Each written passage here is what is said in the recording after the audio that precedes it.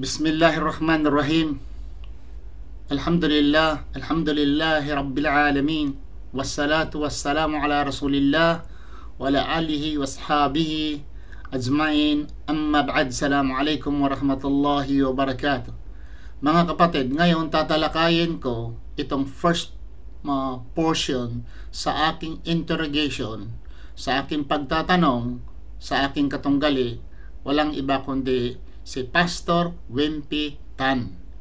Ang topic po na tinatalakay ay papapatunayan po niya nga si Jesucristo ay Diyos ayon sa Biblia. Siya po ang affirmative siya, ako ang negative. Nangyayari po ito noong October 11, 2021. So ngayon dito ako para baybayin natin, sasaliksikin natin kung ano ba ang kanyang sinasabi. Tama o mali? Katotohanan or kasinungalingan? Dito tayo ngayon. Ating uulitin ang nakaraan. Bibigyan ko ng 5 na tanong si Bro Romas at ang yung unang tanong mo, bro. Unang tanong ko, alhamdulillah, iba po ang explanation, iba po yung nasulat sa Biblia. Palagi mong sinasabi na si Jesucristo, nagsabi ako ang Diyos, ako ang Diyos. Saan po mabasa sa Biblia? Litra por litra. Na nagsabi si Jesucristo, ako ang Diyos. Palagi mong binubukang bibig mo ako ang Diyos, sabi ni Jesucristo. Saan po mabasa sa Biblia na si Jesucristo nagsabi, ako ang Diyos? John chapter 10 verse 33. Sabi ni Jesus, I claim to be God. I am God. Obvious yun.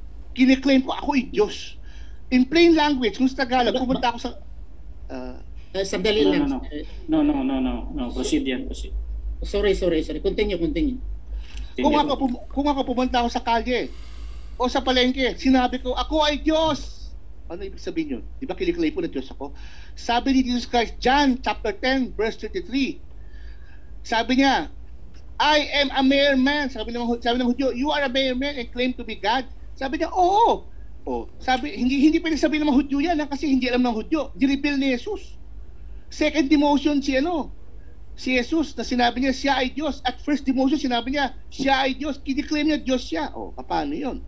Si Jesus ay Diyos. John 10:33. Sa una palang tanong nito, parang naku talaga.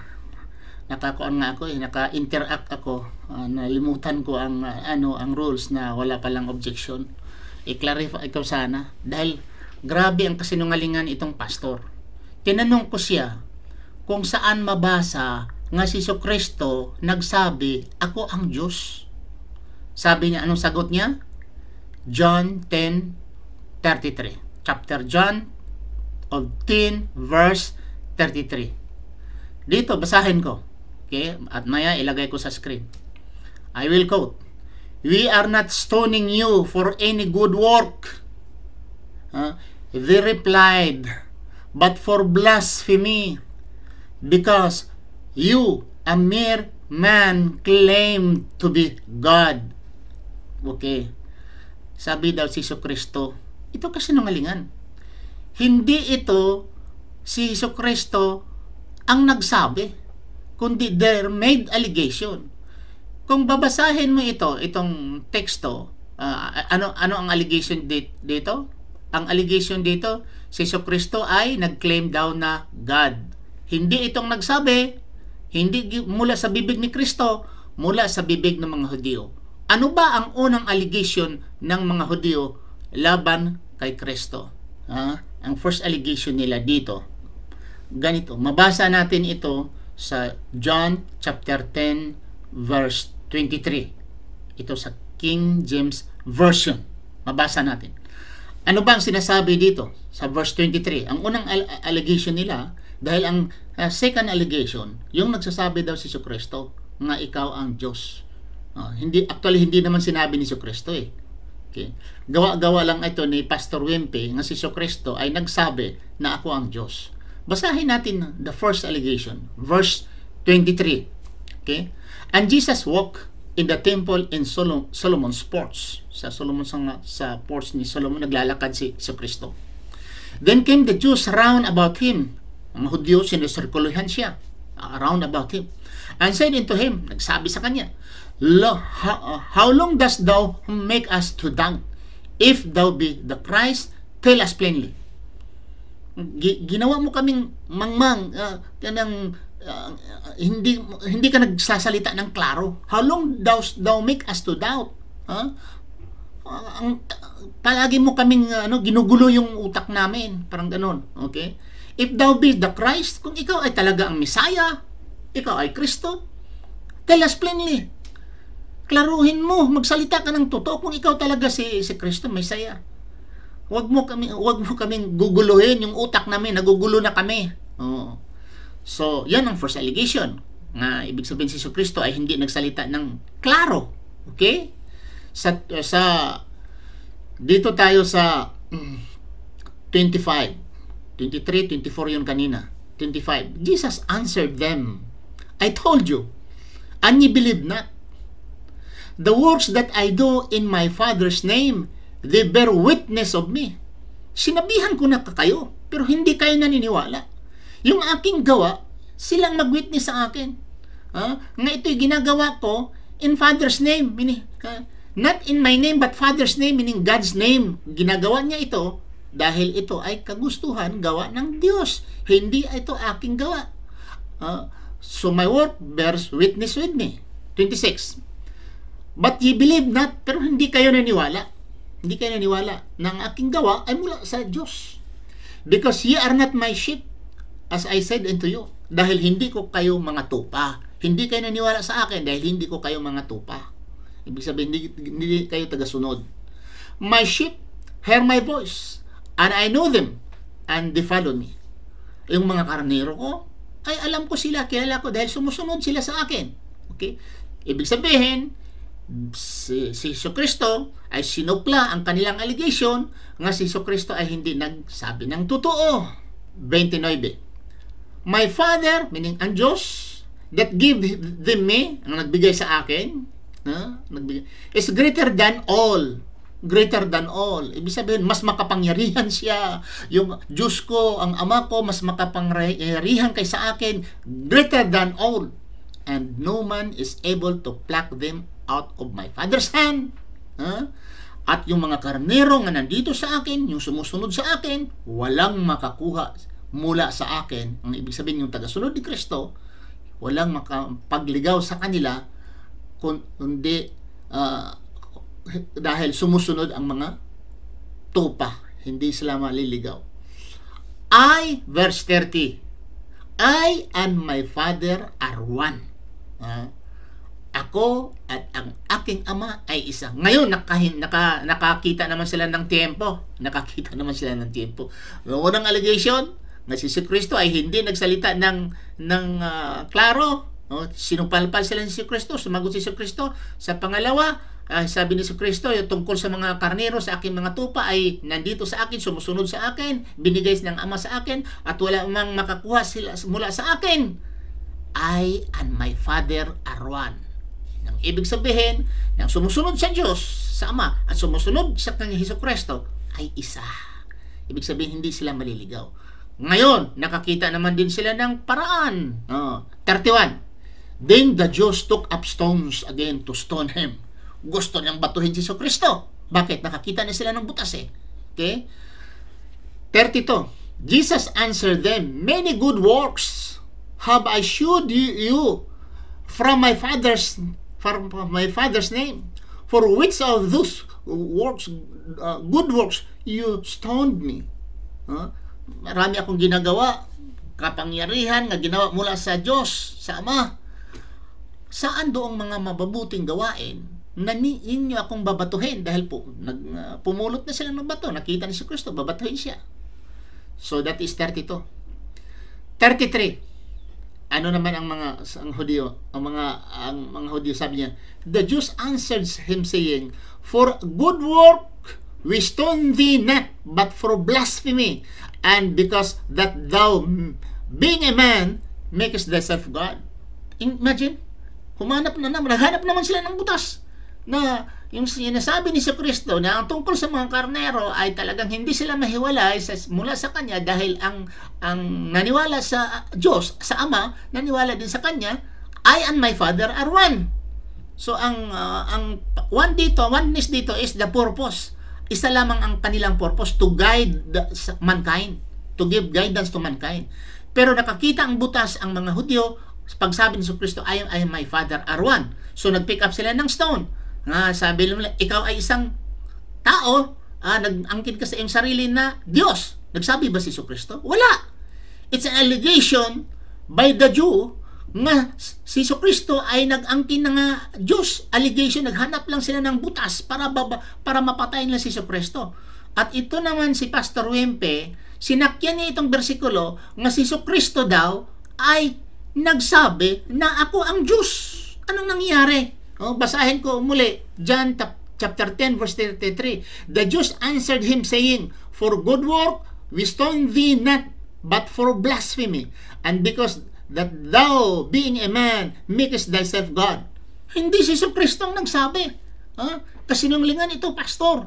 Ngayon sinasabi mo nga si Kristo ay mahiya ka naman sa iyong mga membro. Nagsisinungaling ka. Hindi ito salita ni Kristo. This is an allegation made by the Jew, the enemy of Jesus Christ. Punta tayo sa 34. Anong sagot ni Kristo? Jesus answered them, is it not written in your law? I said, ye are gods. Hindi babatuhin ninyo ako. Nagdipinsa naman si Kristo. Sinupalpal naman sila. Sinabi naman si Kristo, babatuhin ninyo ako? Di ba sa inyo ding kasulatan? Kayo din ay nagsabi dito doon, ye are gods, kayo ay mga Diyos. Kayo ay mga Diyos. Panginoon. Ang problema lang dito, the writers, ginawang small letter. So, ang bigat nga binabato nila kay Kristo, the allegation that Jesus Christ claimed to be God, binalik ito ni Kristo, bakit batuhin ninyo ako? Bakit? Sa inyong kasulatan din Kayo din ay Diyos. Kung sa anumang allegation, sinupalpal, sinakyan sila ni Kristo. Okay? So, 35. If ye called them gods, into whom the word of God came, and the scripture cannot be broken. Kung ang kasulatan, sinasabi, kung ang kasulatan nga kayo ay mga Diyos, and to whom the word of God come, saan man yung salita ng Diyos? Saan? Di ba kayo rin? Kayo rin ang tinatawag? And the scripture cannot be broken. Ang sinasabi, nga kayo rin ay Diyos. Tapos babatuhin ninyo ako? Nako, Mr. Wempe. Continue natin. Huwag magsisinungaling dahil pag-edit huli kita. Pastor ka pa man. Ganito, basahin ko, iba kasing salita, iba ang mabasa. 13 verse 33. I will read New Good News Bible. Then the question will follow. They answered, we do not want to stone you because of your any good deeds, but because of your blasphemy. You are only a man, but you are trying to make yourself God. Hindi salita ito ni Kristo. Salita ito ng mga Hudyo. Tama po ba ito? Salita ng mga Hudyo na ikaw Diyos? O salita ito ni Kristo, ako Diyos? Sino nagsasabi dito? Ang mga Hudyo ang nagsabi na ikaw ay nagtaka-Diyos o si Kristo ang nagsabi na ako ang Diyos? Base sa iyong sinabi, John 10 verse 33. Ulitin ko, Brother Romas, no? Ang mga Hudyo hindi naniniwala si Jesus ay Diyos. Kaya nga nagalit Kung naniniwala sila ay Diyos, ba't nagagalit pa sila? Kaya nga sabi, binasa mo dyan mismo sa 10:33 siya, you claim, sino yun? Si Jesus. Jesus claimed to be God. Ikaw, kaya ba i-claim na Diyos ka? Pumunta ako sa Quiapo, sabi ko, ako ay Diyos, ako Diyos. Ano ibig sabihin nun? Kailangan pa ba ng interpretation? Kailangan pa ba per letra? Ang klaro, Jack. Ito talaga si Mr. Wempe. Makasalanan man or pero iklaruhin ko talaga ay pastor, wala ka talaga sa ayos Hindi salita ni Kristo nagsabi ako Diyos. Ginawa mo. Pinipilipit mo ang word Ako ang nagsabi na ako ay Diyos. Hindi. Very clear Binabasa dyan Walang salita ni Kristo nga ako ay Diyos. Pinipilipit mo. Bagang, ang isang mabaho, nilagyan mo ng para mabango? Ang isang mabaho, nilagyan mo ng perfume para mabango? Ang mga tao ba walang isip, walang mata, walang tainga, hindi marunong magbasa? Naku naman, kawawa itong mga membro nito. Okay. Continue natin. John 10:33, Jesus claimed to be God. Third Okay. question. May mabasa po ba sa Biblia nga si Kristo nagsabi, ako'y tao? Meron sa John 8 chapter 40. Pero wag puputulin ng talata. John 8:58, sinabi ni Jesus Christ, before Abraham, I am. Ang I am sa Greek ay God. Exodus 3:14. Claim ni Jesus Christ yung kiniklaim ng Ama. I am sent you. God has sent you. Kaya si Jesus ay Diyos din. Salita daw ng I am, ang salita daw ng I am meaning God. Aywan ko. I am. Dagdagan mo, I am God. Yes, correct ka. Pag sinasabing I am God, talaga he claim Jesus Christ, I am God. I am God. Pero hindi. The word I am lang dyan eh. Ang the word I am, ang pinapalabas mo Mr. Wempe or Pastor Wempe, ang salitang I am, ang kahulugan ay God. So, istorya din na to, may bulag sa papanahonan ni Jesucristo nga mula isinilang ay bulag na. Ginamot ni Jesucristo hanggang ito ay tao ay matured na. Okay? Mahaba ang istorya nito. Itong bulag na ito ay kilala ng mga tao. Palaging dumadaan ng mga tao. Kilala nitong bulag. At tapos ginamot ni Jesucristo. Yung ginamot ni Jesucristo, mga tao, nagsabi mga tao, di ba itong bulag? Bakit nakalakad na siya? Huh? Some claim that he was. Sabi namang iba nga, hindi. Similar lang, pero hindi yan siya. Sabi na, siya talaga. So narinig na yung bulag na nakakita na. Mabasa ito sa John chapter 9 verse 9. So sumagot ang bulag. Kasi sabi sumagot ang bulag, sabi ng bulag, but he himself insisted, I am. I am. Sabi ng bulag, I am. Kasi ang mga tao nag-argue, nagdebate, hindi ito, kamukha lang. Pareho, ako, sure ko siya yan. Ang iba naman, hindi, kamukha lang. Yung bulag yan. Sabi na, narinig ng bulag, sabi niya, I am. John chapter 9, verse 9. Diyos din sa inyo, Wempe, bulag, Diyos din ninyo. Dahil nagsabi ang bulag, I am. Diyos din ninyo yon. Mga born again, Diyos ninyo yung bulag. Dahil ayon pa sa inyong pastor, sinabi I am, ay Diyos. Kayo mga born again, pastor na yung nagsabi ninyo, sinamba ba ninyo yung bulag? Dahil Diyos din yun. Dahil nagsabi siya ang I am. Ano ba yung logic na yan? Saan po mabasa, sinabi mo kanina, si Jesucristo, siya ay tao at Diyos, siya ay tao at Diyos. Saan po mabasa sa Biblia? Dahil mabasa po, si Jesucristo ay ako ay tao. Saan po mabasa sinabi ni Jesucristo, ako'y Diyos at tao? John 8:40, sinabi ni Jesus, ako ay tao.